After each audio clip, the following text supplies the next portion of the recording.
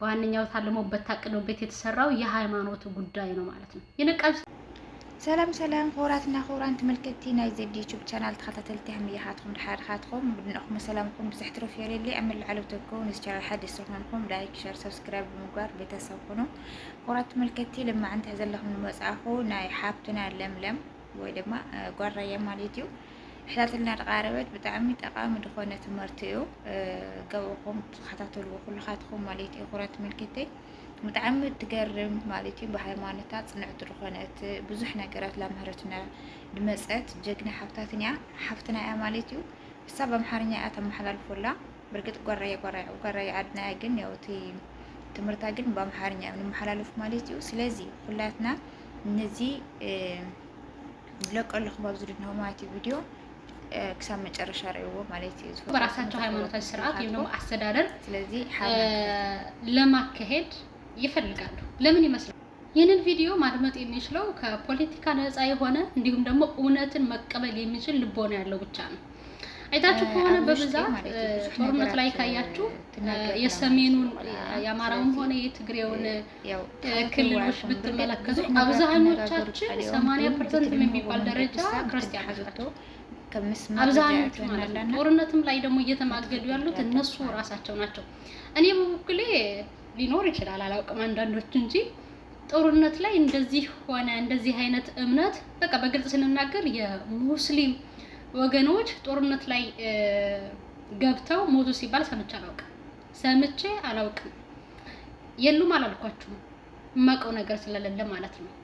ግን ደግሞ በብዛኛው ምንም እንኳን ቢኖሩ 99% በሚባል ደረጃ ክርስቲያኖች ናቸው ጦርነት ላይ የሚማገዱት። ለምን አትሉ?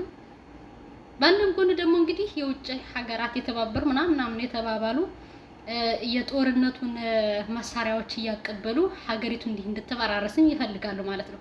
አንዳንዶቹ ደግሞ ሲያሻቸው ያው ፕሮሞት እያደረጉ አንዳንዶቹ አርቲስቶች እየወሰዱ እንዲህ እኮ ተቀበልን እንዲህ ሆንን እያሉ ሌሎቹን ለማሳት ይፈልጋሉ። በመግደልም አንዳንድ ነገር በማድረግም ደግሞ ሃይማኖታዊ ስርዓቷን ቀይሮ በራሳቸው አስተዳደር ደግሞ ማድረግም ይፈልጋሉ። ይህ ሁሉ እየሆነ ያለው ግን ምን እንደሆነ ታውቃላችሁ? ምክንያቱም ይህች ሀገር እግዚአብሔር ስለሆነች እግዚአብሔር በመልአት በስፋት የሚከበርባት የሚመለክባት ሀገር ብትኖር ኢትዮጵያ ናት።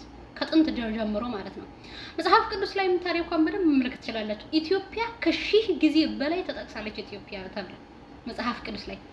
ለምሳሌ ነብዩ እግዚአብሔር ቅዱስ ዳዊት ኢትዮጵያ እጆቿን ወደ እግዚአብሔር ትዘረጋለች ብሎ ይላል። ያውቃታል እግዚአብሔር አምላካችን እንደዛው ከእስራኤል ልጆች ከቶ አሳንሶ እንደማያህል ገልጾልናል። ነብር ዝንጉርጉርነቱን እንደማይለቅ ኢትዮጵያዊ ደግሞ ቀለሙን እያለ እግዚአብሔር አምላካችን ይናገርልናል።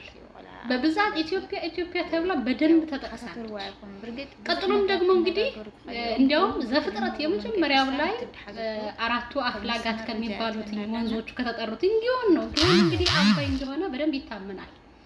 እግዚአብሔር አምላካችን በደንብ አድርጎ ስለ ኢትዮጵያውያን መጽሐፍ ቅዱሳችን ላይ ተናግሯል ማለት ነው። ዋናው ነገር ግን በእግዚአብሔር አምልኮት ላይ ከእስራኤል ጋር እኩል የምትጠቀስ ኢትዮጵያ ናት።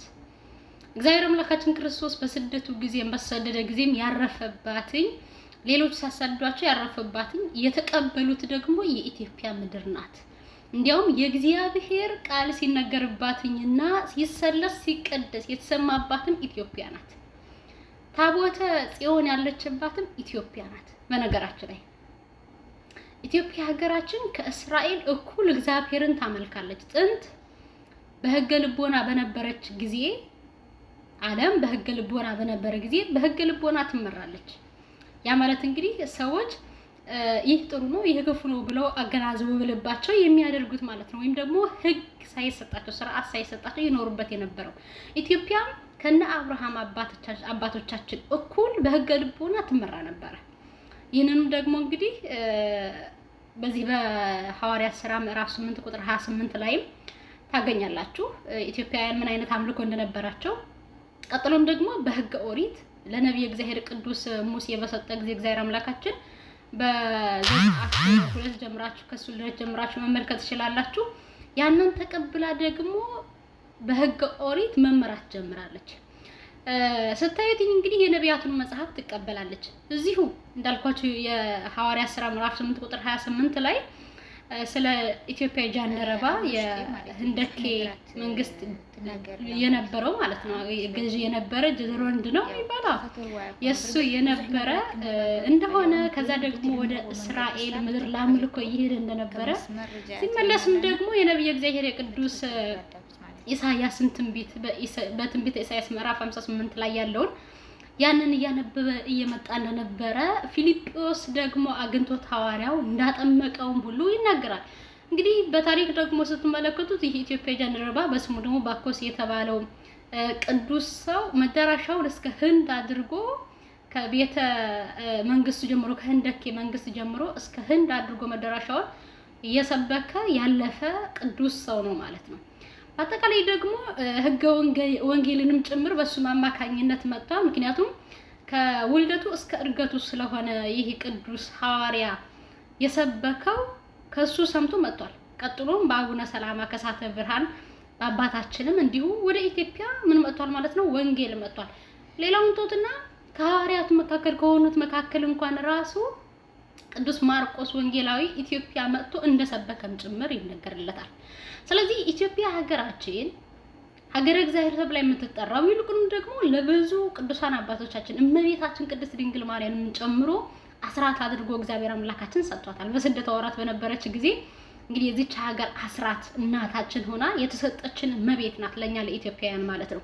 ቅዱሳን አባቶቻችን ተሰዓቱ ቅዱሳን የሚባሉት ራሱ እንደና አቡነ አረጋዊ ሌሎችንም ጭምር መጥተው እግዚአብሔር አምላካችን እንደፈቀደላቸው በየቦታቸው ኑረው ያለፉባትን ጭምር ናት። በነገራችን ላይ እንደና አቡነ ተክለ ሃይማኖት ያሉ ቅዱሳንን ደግሞ አስነስቶ በሀገሪቱ ባርኳቸው ቀድሷቸው በሱ መንገድ እንዲኖሩ አድርጓቸው ከዛም ደግሞ ቃል ኪዳን ሰጥቷቸው እንዲያልፉ ያደረገ ነው።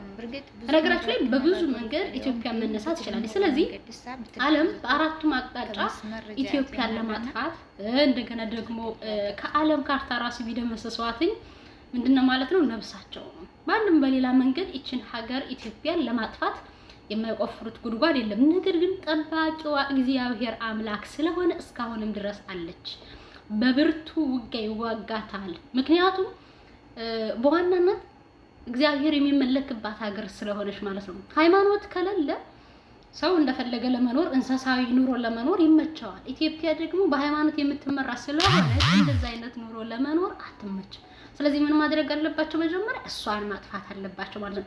አይታችሁ ከሆነ በግልጽ ስንነጋገር በኢትዮጵያ ላይ ሀብታቸው ሙሉ ለሙሉ የሚያፈሱትኝ አንድም ክርስቲያኖች ናቸው፣ አንድም ደግሞ እንግዲህ ከዛ እምነት ውጭም ያሉ አሉ። በብዛት ግን ሙስሊም ወገኖቻችን እንደ ጥቂት ሰዎች ናቸው እንጂ ነው ራሱ ማውቃቸው ሀብታቸው ሙሉ ለሙሉ አፍስሰው እንዲያው ኢንቨስት ሲያደርጉ አይቻለቅም። ፎቅ ስራዎች ላይ ሊሆን ይችላል ብዙ ነገር ማለት ነው። አላየሁም። ለምን? ምክንያቱም እንደ ሀገር ስላልተቀበሏት አያችሁ። ምክንያቱም ለጊዜያዊ የሆነች ቦታቸው እንደሆነች ስለተረዱ ያኔ ሀገራችን ኢትዮጵያ አማን ሀገር ሰላም ብላ ተቀብላቸው የለ። ስለዚህ አሁንም የዛ ስሜት ነው እንጂ የሚሰማቸው እዚህ ሀገር ሰዎች ነን የሚለው ስሜት አይሰማቸውም ስንናገር ማለት ነው። እና በዚህ ምክንያት በብዙ ምክንያቶች ሀገራችን ኢትዮጵያን ለማጥፋት ይፈልጋሉ ማለት ነው። ልብ ያለው ልብ ይላል። ጦርነትን በቃ ማለት ያስፈልጋል። ዋና የታቀደው ነገር በነገራችሁ ላይ ህዝብ መቀነስ ምናምን አትበሉ። ሃይማኖት ለማጥፋት ነው የተፈለገው።